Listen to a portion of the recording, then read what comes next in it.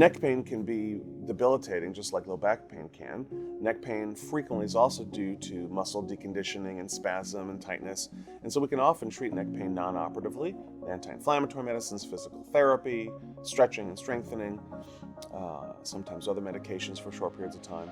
But when there's neck pain shooting down the arm, when there's other neurological symptoms, balance problems, clumsiness of the hands or fingers, handwriting changes, that's when we start worrying about spinal stenosis. Spinal stenosis in the cervical spine refers to compression, less room for the nerves, either the spinal cord in the middle of the cervical spine or the nerves as they leave the spine at every level.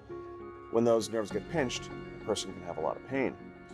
For that, we again can try physical therapy, anti-inflammatory medicine, spinal injections, but when a person's symptoms are severe and lasting for several months, surgery becomes very helpful.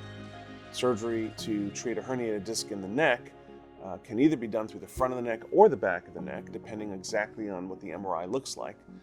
Frequently, we'll do surgery in the front of the neck by pulling the disc herniation out and then reconstructing the space with either a fusion implant or a disc replacement implant.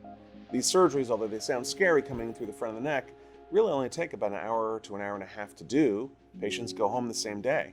And again, their lives can be completely improved from disabling pain to no pain at all, just with a 1.5 hour surgery.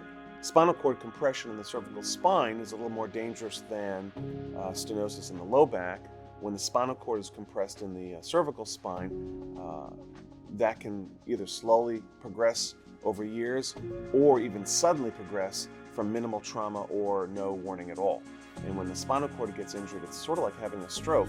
When the spinal cord injures, one can have an irreversible nerve injury, and that can lead to paralysis, severe weakness that can be irreversible, loss of control of bowels or bladder, and balance problems.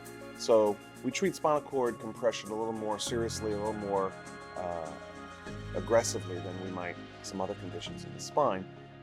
But even that, although scary, can be treated with a surgery in the front of the neck, a spinal fusion or disc replacement, and folks can do fantastically well with a pretty straightforward procedure.